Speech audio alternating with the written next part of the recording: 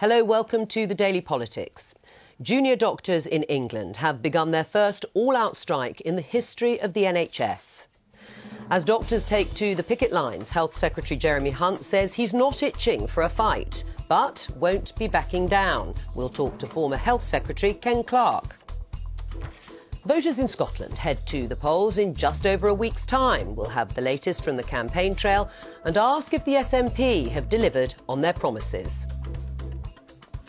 Jeremy Corbyn's support for the EU may be backed by the majority of his MPs, but one senior backbencher claims it could cost the Labour Party swathes of votes.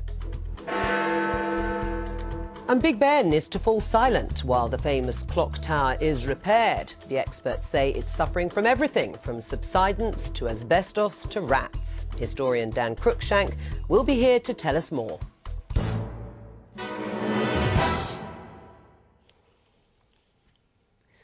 All that in the next hour. Regular viewers will know that in recent months we've been joined by the leaders of Scottish Labour, the Scottish Conservatives and the Scottish Lib Dems. Well, today, last but by no means least, we're joined by a former Scottish National Party leader and now MP, Alex Salmond. Welcome to the show. Great to be here. First today, jurors deciding what caused the deaths of 96 Liverpool fans in the 1989 Hillsborough disaster have delivered their conclusions after an inquest lasting 2 years. A crush in an overcrowded, standing-only section at Hillsborough Stadium in Sheffield at an FA Cup semi-final match between Liverpool and Nottingham Forest led to the deaths. Families celebrated after the inquest, the longest case heard by a jury in British legal history, concluded that the Liverpool supporters were unlawfully killed. The jurors also found that police error caused or contributed to a dangerous situation at the match, while the behaviour of fans did not contribute to the dangerous situation at the turnstiles. We're looking at these pictures of emotional scenes, as you would expect from the families of the victims. They've waited a very long time for this day. What are your thoughts? Well, it's an extraordinary, emotional day. I mean, just imagine that these people have been campaigning for 27 years to get the justice, the declaration that's been made today that their relatives, their loved ones, weren't responsible for their own deaths. And of course, what's made that whole process quite disgraceful has been the systematic cover-up that took place to try and disguise what really happened, the tendency to lump the blame on the fans. And now in that sense, with these 6 women and 3 men today who've been studying this for 2 years, have vindicated the campaign of the relatives. And that will mean an awful lot, as you say, to those families over such a long period of time when there were implications that the fans may have contributed in some way to the disaster. And also that jury has said that there were various groups of people, bodies that were responsible in some way or may have contributed to that disaster. Will that be enough? Well, I mean, as I understand English procedure, the verdict of unlawful death puts a presumption on the Crown Prosecution Service to bring forward criminal proceedings. So it would be unlikely on that basis for this to be the end of the process. However, I do think it must mark a period. I would imagine that these relatives, their driving wish over this last quarter of a century has been to clear the names and reputation of their loved ones who died. In that sense, this is a position of closure for them. But I suspect, given the vigour of the verdict, and we must accept that people have studied this for 2 years. You know, I've gone into this in very, very close detail. Given the vigour of the verdict, I doubt if it's the end of the process. I have to say, I'm really interested in an emphasis shifting to the cover-up. We know, for example, that hundreds of statements, police statements, were falsified. We know there are implications. This went right to the top of the political process, and there must be now a focal point on how that happened.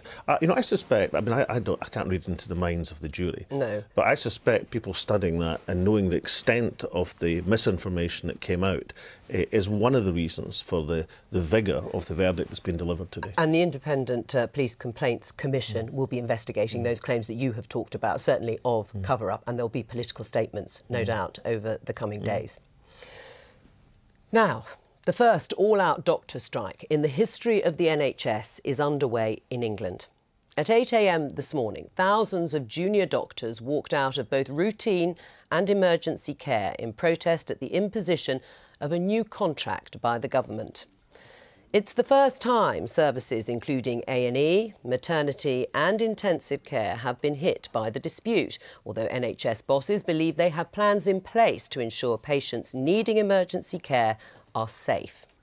Nearly 13,000 routine operations and more than 100,000 appointments have been postponed to free up other staff. The stoppage ends at 5 o'clock this afternoon, with further all-out strike action due tomorrow. Well, to find out what's happening on one of the picket lines, we can go now to our correspondent, Smitha Mundassad, outside Ipswich Hospital. Smitha, we can see junior doctors and their supporters behind you. What's it been like there this morning? Well, I was on this exact spot 3 weeks ago, and there are a lot more supporters today, a lot more junior doctors. It's a lot more noisy. As you can hear, lots of cars beeping their horns.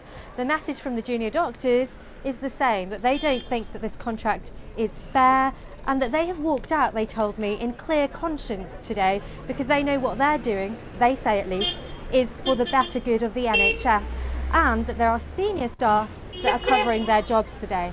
Indeed, inside the hospital, the chief executive told me that the accident and emergency is less busy than usual, even though there are lots of senior staff around who have been trained up to do some of the junior jobs that they may have forgotten how to do. But he also told me that he thinks that perhaps opinions are changing, that the mood is changing, because 122 junior doctors could have gone on strike today, and 23 crossed that picket line and went into work. That's a much higher proportion than the previous strikes. And he's wondering whether that's perhaps some junior doctors feel that this is a step too far. Another thing he told me is he's wondering about the consultant support. It's been very good so far. They've been willing to do all the jobs that juniors have not done today. But he's wondering how long that goodwill will last. And ultimately, he says that the fact that juniors are out here today, that they've walked out of emergency care, out of the most pressurised areas of the hospital, like intensive care, like maternity care, and out of crash teams, suggests that both sides have not done quite enough to stop this dispute. And he's urging them to go back round the table, because he's getting patients coming to him saying, you know, I took the day off work to get my planned operation that has now been postponed. Smitha? Saying all this, he says that at his hospital, things are going as planned, that very few operations, around 40, have had to be postponed. Back to you in the studio. Smitha, thank you very much there in Ipswich. Well, Health Secretary Jeremy Hunt is showing no signs of backing down in the dispute with junior doctors in England. Here he is speaking earlier today. No union, however powerful, however good they are at eliciting public sympathy, has the right to stop an elected government implementing the promises that we made in our manifesto. And we know, and the public know, that you can't choose which day of the week you get ill, and that's why it's incredibly important that we do have a 7-day NHS, that we have even high quality care across all days. That's what we want to do, and frankly I think it's what most doctors want to do as well, which is why the right thing for the BMA leadership would be to sit down, to negotiate, to talk sensibly, and not to have these wholly unprecedented and unnecessary strikes. The Health Secretary Jeremy Hunt. And for more information and analysis of the issues in this dispute, go to the BBC News website at www.bbc.co.uk/junior doctors. Well, we did ask to speak to someone from the Department of Health, but we're told no one was available. However, fear not, because we're joined by the next best thing. Former Health Secretary Ken Clarke. Welcome to the Daily Politics. Probably got fear and trembling in the heart of all the viewers. I'm sure. Last night, one government source compared today's walkout to the miners' strike, saying this is a political strike. It's like the miners' strike. It has to be defeated. Does that help a situation like this? Well, I don't know who said that. I don't see it in that way. I must say, I think firstly it's a disaster. I mean, it's a tragedy that the health service is being faced by this. I don't understand why, however many junior doctors are taking part, because they're all nice, intelligent, young people. And they can't have all been misled by the BMA. Well, the only thing that's on the table is a pay claim. I mean, the BMA has never actually had a strike like this ever. Every previous health secretary has had battles with them. I had great battles with them. They didn't threaten me with a strike. They're striking over a pay claim which they want weighted to make it more expensive at the weekends, so most NHS trusts won't be able to afford to go towards 7-day work. We're going to talk about how do you withdraw urgent call, urgent care in support of that? All this other stuff about saving the NHS and so on is, you can talk about that with them. Sure. Nothing to do with this strike. Right, and we'll talk about that in a moment. But we're at a position where, as you say, I mean, it's historical to have junior doctors out on strike. Never happened in your time, and certainly not in all. Happened in my time. Certainly not in all that strike. Yes, but is that the fault of the government? Is that the fault of the person in charge of the health department? The doctors would not have withdrawn. Only a handful would have ever contemplated withdrawing urgent treatment in my day. I mean, they hurled names at Nye Bevan. They certainly hurled names at me. They said I wouldn't take medical advice. All kinds of things with the end of the NHS as we know it. Never did they threaten ordinary strike action. But it's escalated by the sort of language that the government has used. And it is a source, I am saying it is a source, so we can't say who it is, accusing the BMA and junior doctors of blackmailing the government and trying to bring it down is only going to fuel the anger. I can't answer for a source. But is that the right language to use in a dispute like this? Well, you're trying to dramatise it into language which I don't think Jeremy Hunt uses. He never has used, and I don't use. What we cannot do is actually put money into paying a pay claim, backing down to militant action when the patient's services need money and the service needs to be developed to go to a 7-day basis. This strike is about more money and money paid in a way that means not many of them will have to work at weekends. You clearly disagree, but there is a very strong argument that says the junior doctors have moved the central argument of this dispute from their perspective. They said it was about compensating pay on a Saturday if they were going to move to a 7-day week. Now it does seem to be a much broader issue of, in their minds, saving the NHS. The government can't back down on that. Well, can I say that whoever the source is, the Ken Clark, who was a hugely controversial health secretary but never had a strike, but the lie is given to it by Jeremy Hunt's remarks when he said this is about who governs. No, this is not about who governs the country. This is about whether the health secretary can do his job and come to the changes he wishes to see with consensus with the health service staff. Now, in Scotland, we're moving to a 7-day health service by consensus without tearing up the junior doctors' contracts, and therefore they are not in sight. Now, if it's possible for the Scottish health sector to do that, then why isn't it possible for Jeremy Hunt to do it without talking about it as if it was some great constitutional crisis? The only crisis is in Jeremy Hunt's department and his management of it. And the imposition of the contract. Isn't that the key? It is the imposition element that has actually forced these doctors out onto the street. Well, firstly, in Scotland, they've got more money. They're paying everybody more for weekend working, and the service delivered to patients is not as good as that in England. Because they and the Welsh have just resisted reform over the years, and the unions are more powerful there.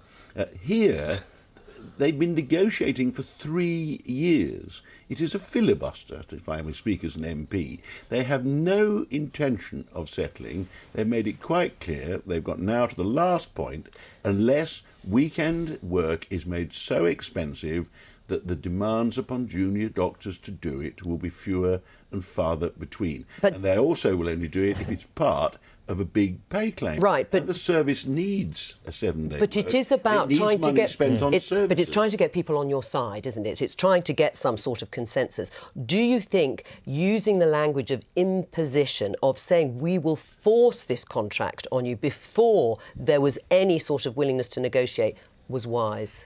Wait 3 years before doing it. I've had, going back to the 1980s, I've had disputes with practically every union known to man. The BMA was always... Do you wear that as a badge of honour? No, everybody did. No, the politics in the 1970s, 1980s was about industrial relations. That was the main thing that mattered. If he'd been health secretary, the reality... I never had a situation like this. Well, that's exactly the point, Ken. If you'd been health secretary, you'd have had the sense to see the cross-party offer earlier this week as a potential way to have a pilot study to try and vindicate your position. Can I just say, That was Ken's the totally Labour out of Party date training. about the Scottish Health Service. In every single respect, let's take accident and emergency, the 4-hour target. The Scottish Health Service is performing better than the English Health Service at the But you've present missed moment. but you missed your own targets. Yeah, because our targets are more exacting. Fine, but you have missed them. No, sorry. On the 4-hour target, the health service in Scotland is performing substantially better than the English health service, which is one of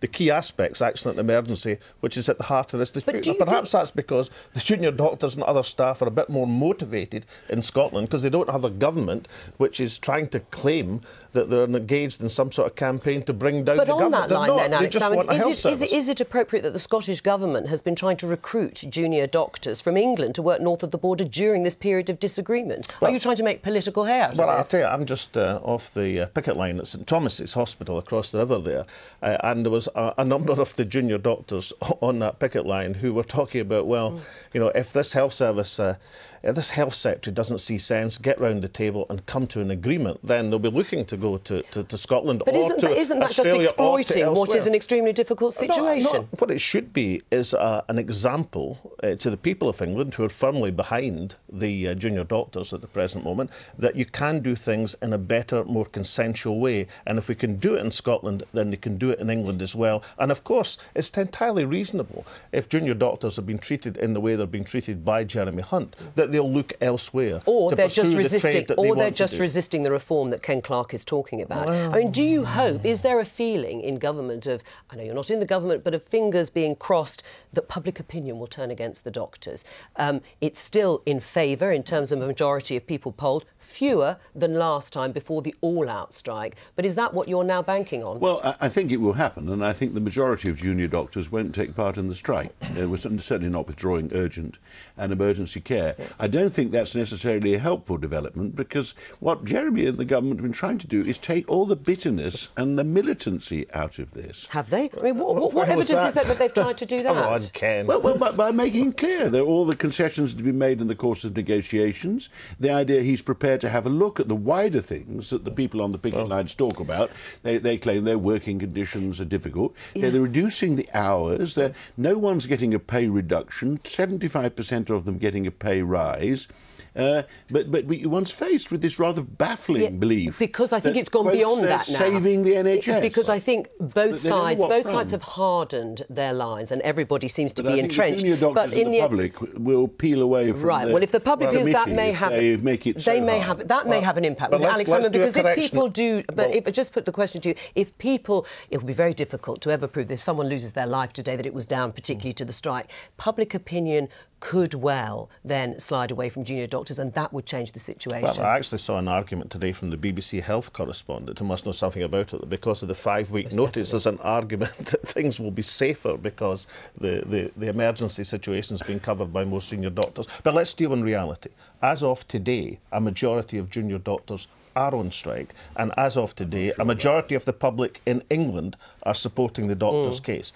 And I'll tell you why it is, because the public know the first all-out strike in history, the first strike for 30 years or whatever in the National Health Service. There must be some really important reason that's driven these people who've committed their lives to the welfare of others to engage in this sort of activity, as opposed to a fly-by-night health secretary who's causing chaos. Well, I don't think he's fly-by-night because he says he's going to stay. Well, he also said it's his last big job in government. Well, let's hope so. Right. Well, I mean, both sides have said they won't back down. As Alex Hammond has said, they're taking a very firm stand on something that is prickling consciences, I'm sure, on the picket line. But where does it end? I mean, if there were the idea of an indefinite strike, it has been touted, surely the government politically couldn't survive an ongoing strike by junior doctors. Well, I think the idea that the militancy keeps rising, so they start talking about a permanent withdrawal. It's not clear whether it's a permanent withdrawal, you know, a continuous withdrawal of emergency and urgent care. The idea that this won't damage patients, that patients won't mind having operations cancelled. Those members of the public that say they support the junior doctors, as in most strikes, I mean, the days when we used to have strikes all the time, would just want the government to get, you know, want the health service to run normally. Why can't the government sort it out? The idea that you give way to a strike by giving a pay claim, and then the public will find half the other staff will threaten militant action for the same generous weekend terms that the junior doctors are trying to demand. You know, you can't wait until the public finally realise that this money is being turned away from patient services into buying off militant industrial action. They're nice people, the junior doctors. Militantly they should be nice prepared people. to sit down and talk about what they actually think is better for the National Health Service and patients. Stop striking over pay. Right, well, meanwhile, that strike is going ahead and will resume tomorrow. But thank you very much, Ken Clark. Now it's time for our daily quiz, and it's all about the SNP's latest election billboard. It urges voters, don't just hope for a better Scotland, vote for one. But several people have pointed out that the slogan is almost identical to the one used by another famous political figure. Was it Donald Trump, George Galloway, Margaret Thatcher, or Lyndon B. Johnson? And at the end of the show, Alex Salmon, I'm sure, will give us the correct answer. Now, in recent weeks in Scotland, we've seen one party leader riding a buffalo, another on a children's slide, and lots of selfies. It can only mean one thing. Yes, the elections to the Scottish Parliament are just around the corner. And our Adam's been on the campaign trail to find out more. Welcome to the Scottish elections. The Scottish Parliament now has powers to vary the rate and threshold for income tax. And so tax has become a massive issue in the election campaign being fought on that side of the border. How did we get it on your window? The SNP's running a presidential-style campaign with a focus on Nicola Sturgeon. A massive focus on Nicola Sturgeon. Just been handed a Nicola Sturgeon stress ball. Doesn't look much like her though, does it? She's stressing that she won't pass on the tax cut for people on the 40p rate that George Osborne's doing down south. I've got to get my photo with you though. And she's keeping the 45p rate. Hang on. Now explain this to me. How come in the general election you said you wanted a 50p rate of tax, but you're not going to introduce one now, even though you could? I do want a 50p rate of tax, and I argued that across the UK at the general election. We don't have powers in Scotland over tax avoidance on income tax, so if we introduce it just in Scotland, there is a danger that we end up losing money from it because people will, perhaps take their income out of Scotland or transfer it into, say, capital gains tax. Labour's Kezia Dugdale is shaking things up with a radical range of tax pledges designed to outflank the SNP from the left. Firstly, we'll reintroduce a top rate of tax, a 50p rate, which will ask those people who earn over £150,000 a year to pay a bit more tax. But that alone is not enough to stop the cuts. So that's why we're advocating using the basic rate of income tax, putting that up by 1 pence. 1 pence higher than George Osborne and the Tories. And when he's not manhandling people's pets, the Lib Dem Scottish leader is eyeing a tax rise too. What you get with Liberal Democrats is a big investment in education with a penny on income tax. But what is terribly disappointing in this campaign is the timidity and caution of the SNP. They've been banging on about more powers for decades. And what do they do when they get those more powers? Almost nothing. To make things a little bit more confusing, the Scottish Greens are suggesting a new 60p rate, and they want to split the basic rate in two. It's not enough just to say the basic rate would go up or down a bit. We want to break it into two, an upper and a lower band, so that people on a below full-time average annual salary save money from their tax bill, and those who can afford to pay more do so. Keeping it simple, that lover of comedy photo ops, the Scottish Tory leader Ruth Davidson, who wants taxes to stay the same across the UK. Except her opposite number in Cardiff is calling for a tax cut in Wales. The Welsh Conservatives can take their own decisions about what they do in the same way that we do here. We would love to, over the medium term, and I've made that plain, aspire to a tax cut for Scots right across the country. But what we're seeing at this election is that has to be earned. Those sorts of tax cuts have to be earned. We saw just yesterday from the labour market statistics that we have higher unemployment in Scotland. We've got lower growth in Scotland. We need to be able to grow our economy, increase the number of jobs, the amount of money that's coming in to the pot, and then we can look at tax cuts for people. They know all about comparing Scotland and England at this shopping centre because it's right on the border. We're British, I know we're Scottish, but should pay British taxes. There shouldn't be a difference because people will go from Scotland down to England, live there, come back up and work. I'm thinking of moving back to England if it happens. Are you? Yeah. What are you so worried about?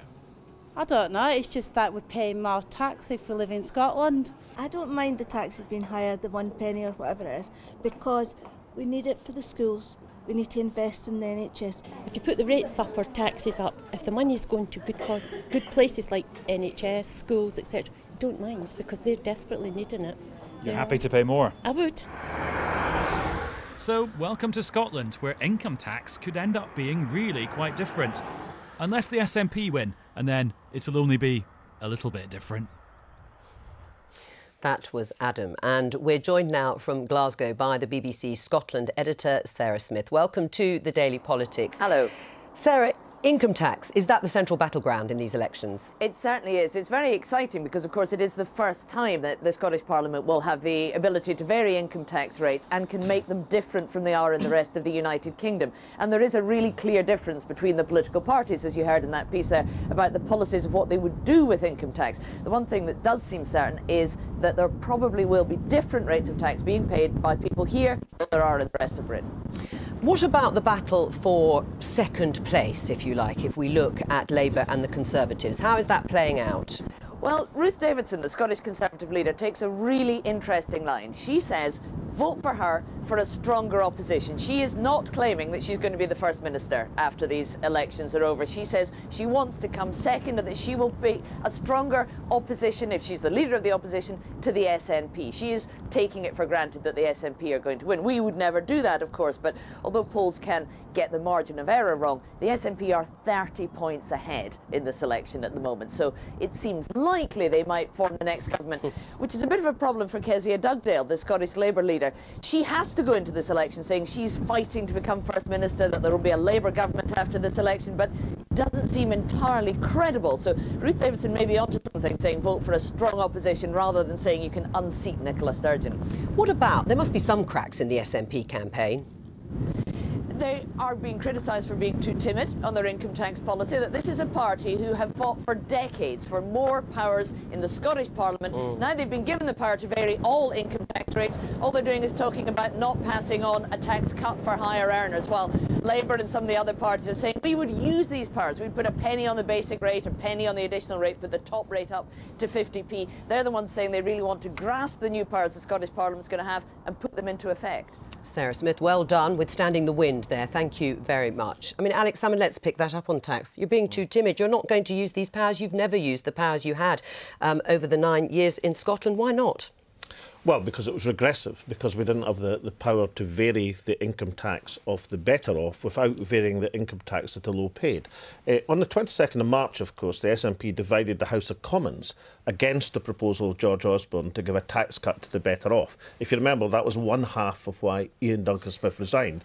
The Labour Party abstained on that vote on the 22nd of March this year. And it's quite right and very exciting, actually, that Nicola Sturgeon will now have the power not to pass on that tax cut to the better off so that that money can then be invested in public services. But it would be ludicrous to take the position that we're going to tax the lowest paid in the country with an extra penny on their income tax. That's not an alternative to austerity.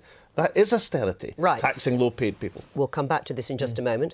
Let's just go through some of the key policy areas. The SNP launched their manifesto in Edinburgh last week with leader Nicola Sturgeon calling it her job application for the post of First Minister. But the SNP have been in power in Holyrood for 9 years now. So what is their record in government? Well, on education, the SNP have protected free university tuition for Scottish students. But critics point to cuts to further education colleges as evidence that their record on education isn't all rosy. On healthcare, the SNP have scrapped prescription charges and protected free personal care for those aged 65 and over who need it. But they've regularly failed to meet their own A&E target on waiting times. The SNP government have frozen council tax rates at 2007 levels for 9 years. But they originally planned to replace this with local income tax. That hasn't happened. They also say they have protected those hardest hit by unfair Tory welfare cuts. But the Scottish Labour Party and Scottish Lib Dems say they could give public services a boost by using new powers to raise taxes. Right, well, let's get back to that issue. Why don't you do what people, even in that film, were demanding, which is raise income tax? Can I just correct some of the mistakes in that? Mistakes? Well, let me take one or two. You said, for example, that we'd protected free education. We introduced free education in Scotland. We scrapped the back-end tuition fees. I remember I was First Minister at the time. You say we haven't met our waiting time targets for accident emergency. Well, you haven't. When we came to power, there was 87% of people were seen within the 4-hour period. It's now 95%. Sure, but they're not the targets that have been set by the Scottish Government. I'm just about to explain that point. The original target was 95%. As we were improving things, we set the target at 98%. Sure. So the only reason we haven't met the target is we've increased the target ratio. It was too ambitious, the target, and you haven't But what we held have to done it. is increased the performance by 8%. And, you know, the reason that the Scottish Government is popular, the reason that Nicola Sturgeon is outstandingly popular, is people know that. They know the record. And just saying, you haven't met a target, and ignoring the fact that the accident emergency times are 8% better than they were when we came to power. If you set a target, that's what we're going to hold you to. I mean, if you state a target, then that's what we're going to judge you against. I'm sorry, that's perhaps the BBC judgment, but I'm more interested in the judgment, the judgment of the Scottish people, who say on health, on education, on public services. Well, let's talk about education. The SNP has a positive approval rating. Now, which other government do you know of in 9 years into office could make that... But it's not factually wrong. That's what I'm saying. I accept what you're saying about the fact that you've improved the target, but you set the target, you've missed that target, and that's what we've judged you on. That's fair. Well, the statement that we had protected I'm going to come to education instead of introducing free education was actually slightly misleading by normal BBC standards. Let's talk, which we uphold to the highest level, Alex Salmon. Let's talk about education.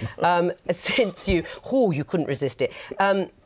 In terms of tuition fees, has that focus on keeping tuition fees free, not charging for tuition fees, actually damaged other areas of education in Scotland? Because a lot of the evidence shows that some of the poorer students from disadvantaged backgrounds have suffered because of closures to further education colleges, to cuts to teaching grants. Well, can I just say why that figure's wrong? The figure is it wrong? Can I just say why it's wrong? The focus is on the number of, quote, places, but the way you measure students in colleges in Scotland is not by places, it's by full-time equivalent teaching. That's the like for like. For example, if you were to change 4 two-hour courses a week into one full-time course, then that is not 4 courses going to 1 course. That is actually more teaching. And what the SNP have done is upheld the full-time equivalent teaching time. Right, and the justification let's for that... Let's look at the numbers of actual students, though. No, but I'm sorry, you're not going to look at the students, you're going to look at number of courses, which is a different thing. These are figures from the Scottish Funding Council, and these are figures from the Educational Institute of Scotland. Since you came to power in 2007, and you wanted to increase the number of students, the number of students in Scotland's colleges has fallen by 152,000. I beg your pardon, that's not the case. That's the number of places in colleges. It's full-time equivalent teaching has been held at the level that was promised. And the way so there are fewer places. So the way you can judge this is that 92% of children in Scotland, a record ever, go on from school to positive destinations, which mean to higher education or indeed to work. And we have a higher record of people achieving that in Scotland than the rest of the UK, and a larger number of students in higher education, and a record ever number of students in certified courses, in degree-level courses. These are the statistics that really matter. And once again, instead of looking at that interpretation, people in Scotland know that's the case. It's not an interpretation. I mean, these are from very respected institutes in Scotland who are judging you on your record. Why do families in Scotland believe that the SNP record in education is right? Well, because families in Scotland know the difference it makes to have free education based on ability, as opposed to paying £9,000 a year and labelling future generations. I understand that, but do you accept that further education colleges have suffered as a result of that? Yes, it's benefited certain students, but by the figures here, the official figures. No, I'm going to put this question to you. FE colleges, you see, we have colleges in Scotland which have degree courses. This benefits colleges as well as universities. Well, they are actually saying the Scottish Government's policy decision to prioritise higher education provision and full-time FE courses, and let me finish, for younger learners has had a knock-on impact on the types of part-time courses. So children from poorer backgrounds, from disadvantaged backgrounds, have lost out. The figures are there. No, I don't accept it, because the whole point about full-time courses and degree-level courses and higher education courses, which are pursued in colleges as well as universities in Scotland, Scotland is it gets people into full-time employment. That is why the record of full-time employment for young people in Scotland is so good in comparison. But you accept there are fewer you accept there are fewer places at colleges than there were. No, what I think the measurement you should have is the equivalent of full-time education. You're choosing a different measurement. I'm sorry, because if you take, well, let me say again, if you look, everybody watching this will understand that 2, 4, 5-hour courses is entirely different from a degree-level course. That is one course, but it might be far more valuable for people to get recognised qualifications so as they get into work, as opposed to having limited. Why are you being judged then courses by these institutions in Scotland? For instance, the Scottish Funding Council also says your record on poorer students at university, despite having free tuition for Scottish students, universities accepted fewer students from poorer backgrounds in Scotland than in England, Northern Ireland and Wales. Well, I think that is a challenge for us, and how the SNP and Nicola Sturgeon is addressing that challenge is that we're committing to new legislation which is now through and on the statute books, which is going to make sure that universities respond to the need to have people from deprived backgrounds. Right. But I should say the number... you haven't managed to do, which is why you've asked for a Commissioner for Fair Access. No, sorry, that's not correct. The number of students from deprived backgrounds is improving in Scotland, but it's not been improving at the rate that we would like it to happen. All right, let's return to taxes, because you've said, you and many of your colleagues, you want to protect Scottish public services from Tory cuts at Westminster. So why not give those public services like schools and hospitals, like the lady said in that film, they need more money, use your tax-raising powers? Well, the proposals that Nicola Sturgeon has put forward will raise an additional £2,000 million over the term of the next Parliament, which will go to public services. But you don't end or tackle austerity by taxing the lowest paid people in the country, as Labour propose. If you're introducing taxation, you've got to do two things. You've got to make sure it's fair. You don't give tax cuts to the better off. So why not have a 50p tax rate then? For the very reason you saw Nicola Sturgeon in the clip. Avoidance, but Alex, that sounds like a bit of an excuse. Sorry, the report that nobody has seriously questioned suggested if we did that in Scotland without the powers that Nicola demonstrated and identified, then we'd end up with less money. Now, nobody seriously imposes a higher tax to end up with less revenue. Right, so you're not going to do it at the top end, you don't want to do it at the bottom end. You said you're going to have these tax-raising powers, but public services are going to be stopped. Can I remind you, we are doing it at the top end by not giving the tax cut that George Osborne introduced in the budget, which the SNP voted against in the House of Commons and the Labour Party sat in their hands. Right. Let's look at other potential areas for raising money to boost public services, which people seem to want. This idea of replacing the council tax with a local income tax, it was clearly in both your 2007 and 2011 manifestos. Why hasn't it happened? No, the 2011 manifesto committed us to a study. It didn't commit us to replacing. You're right about the 2007 manifesto. We found in 2007 we couldn't get it introduced with the powers we had. Nicola has committed and followed through on the 2011 manifesto.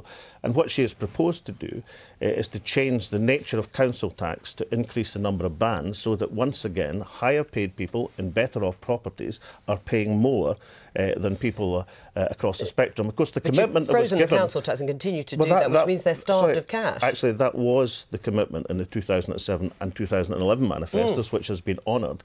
And every single penny of that, perhaps to actually an over degree, has been compensated for local government by central government. That has been done. And local authorities in Scotland, who are, incidentally, hard-pressed, like public services are everywhere, saying they want to, have done incomparably better than local authorities in England and Wales. Right, well, they also say they've been starved of cash and have had to struggle against it. Yes, and let's just accept it's this tight spending regime that's been imposed by Tory and coalition governments and the Labour government before them. But local authorities in Scotland have been much better funded than their counterparts in England and Wales. During the referendum campaign, you said the poll was a once-in-a-generation vote for Scotland. So will you rule out another independence referendum in the next 5 years? Well, firstly, it's not up to me. And what Nicola Sturgeon has said, who is up to, Nicola and the Scottish people, that she's identified that if we were dragged out of the European Union against the will of the Scottish people, then that would be the change in material circumstances that would justify another poll. And of course that would be the case, because after all, during the referendum we were told that independence would jeopardise Scotland's position in Europe. Now it's been jeopardised by London decisions. And secondly, of course, Nicola last year in the general election said this explicitly, again on the BBC, and the people of Scotland, hearing that commitment, returned 56 out of 59 of Scottish constituencies as SNP members. That's a pretty strong mandate. What happened to the other three? Anyway, on that basis, we'll leave it there. Now, As we've been discussing, next week on the 5th of May, voters will be going to the polls all over the UK, including at 125 council elections in England. Councils and councillors can come in all shapes and sizes, and today we're going to have a look at some of the most remarkable. West Somerset has the smallest local council by population, with 34,222 people. Birmingham has the largest council population, with over 1 million people. Of the 10,399 candidates standing for election, 66%, that's almost 7,000, are male. The average age of a councillor is over 60 years old, up from 58 a decade ago. The youngest councillor in England is Liberal Democrat Isabel Murray, who was just 18 years old when elected to Seaford Town Council on the 3rd of August 2015. So, that was the youngest, but let's now speak to one of the oldest. He is, we believe, the longest-serving borough councillor in England. He's called Godfrey Olsen. He's standing down after 61 years of service on Eastleigh Borough Council, and he joins us now from our Southampton studio. Welcome to the programme. So, as we said, Godfrey Olsen, you sat on Eastleigh Borough Council since 1955. How much has local government changed since you were first elected? Oh, quite dramatically, and particularly locally. When I first joined Eastleigh Borough Council, it was a relatively small area, just comprising of 3 towns, Chalmers-Ford, Eastleigh and Bishopstoke. But in the 1974 reorganisation, it expanded to more than double its size, and now has a population of over 100,000. Now, you're not standing for re-election next week. Why are you stepping down now? Well, I decided that I'd asked the electorate of Chalmers-Ford, the ward that I've represented throughout that time.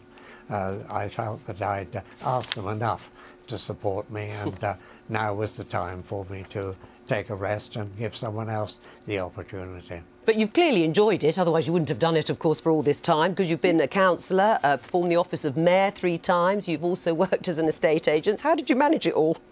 Well, with difficulty. I always lived by a council diary, because it was important to me to always be at council meetings, and I managed to fulfil that, fortunately, and I enjoyed representing the people that had the confidence to elect me. Right. I mean, you were awarded an OBE in 1994 for your work within the community. Yes. What do you think's been your greatest achievement, or the thing you remember most? Well, there are a number of things, but I suppose when taking my mayoral years, my second mayoral year, I decided that I would try and raise money to help the people with special needs. And it was, the next year was the Queen's Silver Jubilee. And so we decided to set up a committee to raise money to build an activity centre for people with special needs, and that we managed to succeed and have it open. Princess Margaret came to open it just before the end of the Queen's Silver Jubilee year, and that still exists and caters for many hundreds of people with special needs who can go and enjoy activities in the open air, sail or canoe on the Upper Hamble, and use the country park in which the centre is situated. Right, well, let me ask Alex Salmond. Do you think you could serve for 61 years, Alex Salmond? Follow the example of Godfrey Olsen? Well, I think Godfrey, I mean, I was just working out, it's actually 22 years since Godfrey was recognised for his work, and he's done another couple of decades since. Whatever medals they have for local council, platinum medals should be struck for Godfrey. Well done to him, an amazing record. Right, and enjoy your retirement, Godfrey Olsen. I think you've earned it and deserved it. Right. But did you want to say something there? You sounded like you were going to say...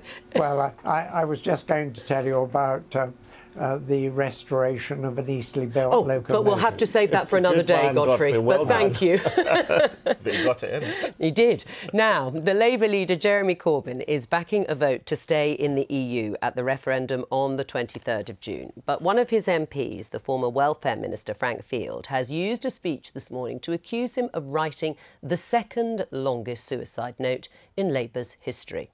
He said traditional Labour voters had suffered most from Britain's EU membership. They have been on the receiving end of the numbers, 5.3 million people, newcomers to this country, since Tony Blair and Gordon Brown opened the doors to Eastern Europe. They are the ones that have actually suffered with the pressure on their wages declining. They've been the ones who find that the queues for housing have become longer, and they're the ones who feel most acutely that they cannot choose schools of their choice for their children. Well, Frank Field is here with us to tell us more. Frank Field, I mean, since Jeremy Corbyn won the leadership, there's been a lot of disunity, well, certainly reported disunity in the Parliamentary Labour Party. I think of Trident and Syria. But Europe is one issue where you could say there is unity, really, bar a few MPs. So why are you trying to create disunity when it's unnecessary in the Labour Party? Well, I think that Jeremy's position is secure.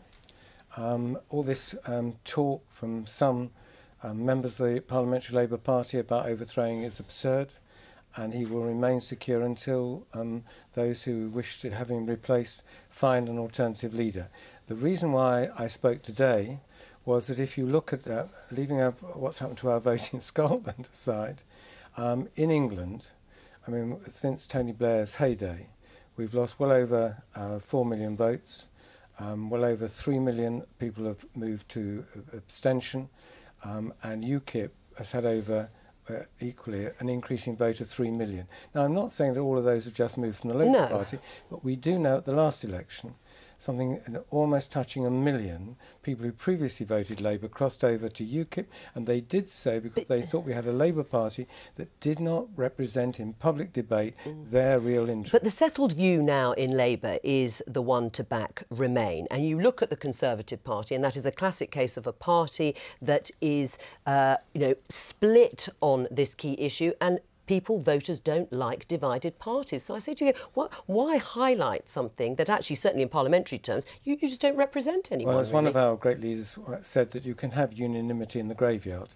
The truth is, it's crucially important if we're going to bid and be successful to win power next time, that we don't have another tranche of Labour voters feeling that they are so unrepresented by the parliamentary leadership that they vote to leave and they are voting for UKIP candidates. I want them to go into the polling booth to express it's 40% of our supporters are in support of leaving, to do so as proud Labour members, not as potential renegade UKIP voters. Why would leaving the EU be good for working people in your mind? Oh, I think the key thing is that we would actually be able to control our borders. And from that... people would argue we do control our borders. Well, I've heard people argue that. I mean, we had David Miliband. We do have passport controls at our borders. Visiting. We do not actually have... We had no control over, since the accession countries joining, we've had 5.3 million people coming into this country. That was Labour's fault for not putting transitional controls in to some extent in those years. And you had me on this programme saying we shouldn't do that and criticising the Labour government for doing so. And then it wasn't then about, somehow the Labour Party should be united on that issue. Right. I mean, what do you say to that in terms of working people would be best represented by parties wanting to leave because their fortunes would improve?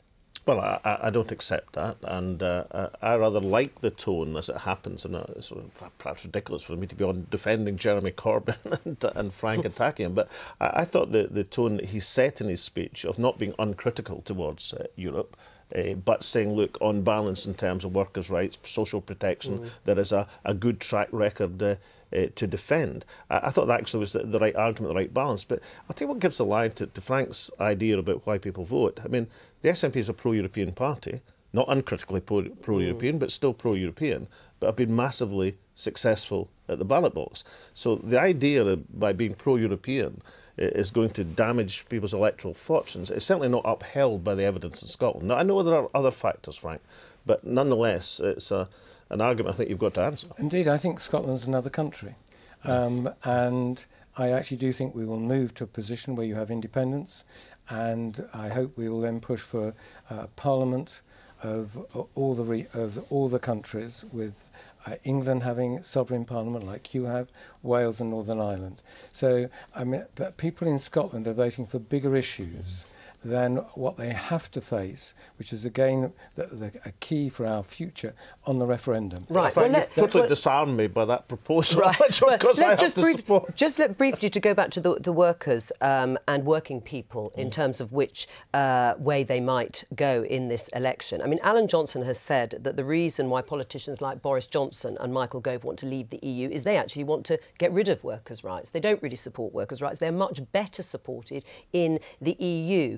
Do you agree that that is the main motivation behind Boris Johnson and Michael Gove? I think if you want to ask people about and put your sticky fingers into their souls and say this is what your real motives are, you should have them here to answer that point. But would you be worried by that? What's the fallacy of that argument is many of the social rights which are trumpeted about as European were ones which we actually took into Europe. It's not that, in fact, somehow that workers in this country were bereft of rights until the European, until we joined the European Union. I mean, I also think Alan Johnson's other comment today, that he believing that that membership of the European Union is more important to the country and to Labour voters than the Attlee settlement in 1945. Well, if he thinks that, I think that's what we need to do in the Leave campaign, is get a really good representation of Labour votes who wish to leave, to do so with their heads high and not feeling this is a prelude to them crossing over to UKIP because they feel they're not represented by the Labour leadership. It is about whether people will feel that they are better off. Now, we have heard arguments saying that actually perhaps the economics from the Leave side, the economics isn't the overriding issue here for people. No, you can take that. We're only hearing that argument because they're getting soundly beaten on the economics. That the head on the In campaign, Stuart Rose, said that the wages of low-skilled workers would rise if we left the EU, and he's on the Remain side. Yeah, well, I mean, he couldn't remember. He couldn't remember the name of the campaign. We haven't heard of him since.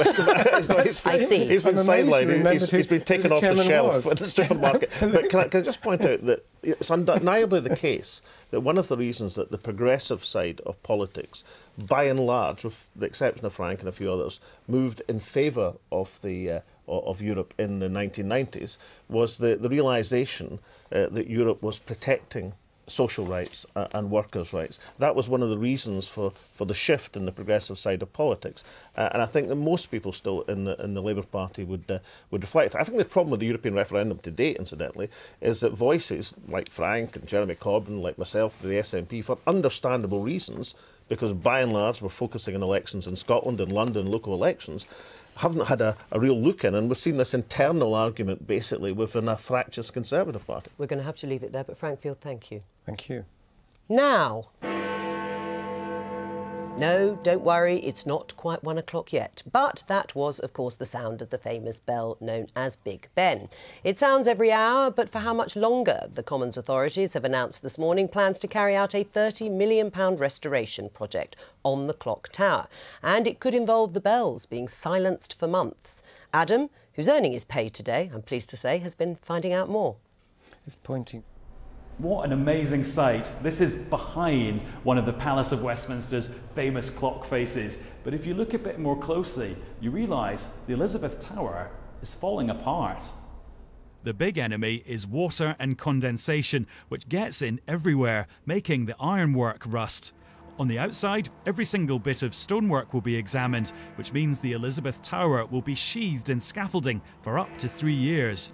The experts say the mechanism on the inside is like a car that's run every day for more than a century without a service. And the clockmakers, like Paul here, are also getting a loo, a lift and somewhere to make a cuppa. And as somebody who looks after this clock, how big a deal is this for you? Well, it's a massive deal, you know. The clock's 150 years old. It's been running almost non-stop. It's an incredible privilege to be involved. It's the most iconic clock in the world, and you know, I'm thrilled to be part of the team responsible for securing its future for others to enjoy. Do you think people will get confused not having the bongs and not having the time? I think they'll be sympathetic. We're going to keep the impact to an absolute minimum. So at all times there will be at least one dial displaying the time, and we'll do what we can to keep it chiming and striking for as long as possible. And in case you've got a pub quiz coming up, remember, Big Ben is the bell, not the clock. And to discuss the restoration of Big Ben, and in fact the whole of the Houses of Parliament, I'm joined by the historian Dan Cruikshank. Welcome to the show. Why start on Big Ben? We know the whole place is falling down. Well, I think it's falling down a bit more quickly, isn't it? It's about 9 inches out of plumb, but it always has been, of course. I mean, the fascinating thing about the Palace of Westminster, it had troubles from the start. It was early as 1849, the stone started to fall off, so it's been part of its history, you know, making do and mending. But of course, I suppose in a way it's the most visible, the most famous image of the palace, so why not start there? Right, so you think it is worthwhile starting there, but I mean, silencing the bells, can we imagine that? It's shocking. It happened before, of course. Yes. With starlings, you know, tend to congregate on the minute hands and so on. It stopped in the past, and the bombing in 1941. But, you know, it's worth it, isn't it, to keep the whole machine up and running for the future. How long would they have to be silenced for? We said sort of months. I mean, are we talking a few? Well, 9? I understand it. It stops and starts. I mean, they're not going to keep the clock silent all the time. I mean, maybe a month or so. Of course, it's a tremendous machine. I mean, many people have not been up there. No, well, I was just saying that. So, come on, give us a sort of image of it. It's an escape into a vast and wonderful mid-Victorian world. I mean, it's made of iron, the top part, of course, cast iron, the great material of the age. And the mechanism is sensational, huge, by Lord Grimthorpe, a strange character. And he's well, he's a strange character. He's an architectural fantasist. However, that's not time for that. And of course, you go past the bell, the Big Ben. The bell, of course, that's the name of it, made in Whitechapel. And there is this gigantic mechanism, balanced, when I was there, by old penny coins. How really? Is it? You move your pennies one bit to the other to make the pendulum swing properly. Goodness. So it's magical. Right. I mean, in terms of then the broader repair of the Houses of Parliament, should it be done at any cost? Of course. I mean, we can talk for hours about this, but of course, it is, of course, the mother of Parliament, a symbol of democratic government and so on. And the head going front. But I mean, in the end, you know, it's a listed building, UNESCO World Heritage Site. What a fantastic example, bad example would be for the government to give up its own listed building. I mean, that was on the cards a year or two ago, wasn't it? I think, you know, it's really inescapable. Right. So you put your hand in your pocket, wouldn't you, metaphorically speaking, Alexander, to pay for this? I'm in favour of the renovation of Big Ben because it's a huge London landmark. It would be deeply humiliating if Big Ben wasn't functioning. And the Houses of Parliament although the Leaning Tower of Pisa managed to survive leaning for a while. But nonetheless, I'm in favour of Big Ben. But I'll tell you why I'm suspicious about this. They're announcing the restoration of Big Ben, the Elizabeth Tower, at the present moment. That's now been taken away from the overall restoration budget of the Parliament to make that, I suspect, look less. And see, I think the best thing to do with the Palace of Westminster, which after all, you know, is a Victorian fake of a restoration palace. It's a magnificent fake. But that's what it is. Is he trying to provoke argument here? But I'm just going to say, turn it into a tourist attraction. Right. Well, it cannot be. It is a tourist attraction, at any reasonable cost. It can't be a functioning Parliament. Let Dan Cruikshank answer the substantial, provoking remark in that. Architecture is brilliant. It's not a fake or anything. It is a Victorian evocation of the Middle Ages. Of a restoration. Yes. Sorry? Well, of the restoration, all the artwork, the predominantly artwork is restoration artwork. Well, let Dan answer. But however, I mean, the alternative would be extraordinary, wouldn't it, to abandon this vast and wonderful pile of buildings. It should be a tourist attraction. The last thing you want is your functioning Parliament in a building which is clearly unsuited to the 21st century. Have the tourists see that building and go into a more functional building in Liverpool. Last word. I say, we've got enough museums in this country. How wonderful to have a museum building that also does a vital job. Right, we're going to do the quiz. We're going to do the quiz. Do you remember the question? Yeah, where did you steal that slogan from? It's identical to... I'm desperately hoping it's all the way with LBJ, but I suspect it's not. No, it's Margaret Thatcher. No, is that because she's your idol? No, that's because why I said LBJ. Yes, well, it's the wrong answer. You didn't get the right answer to the quiz. No, I know you don't mind. Thank you very much, Dan Cruikshank, for coming in. I'm sorry, we're quickly rushing into the quiz, but that's it for today. Thanks to our guests, particularly to you for being our guest of the day. The 1 o'clock news is now starting over on BBC One now. Bye-bye.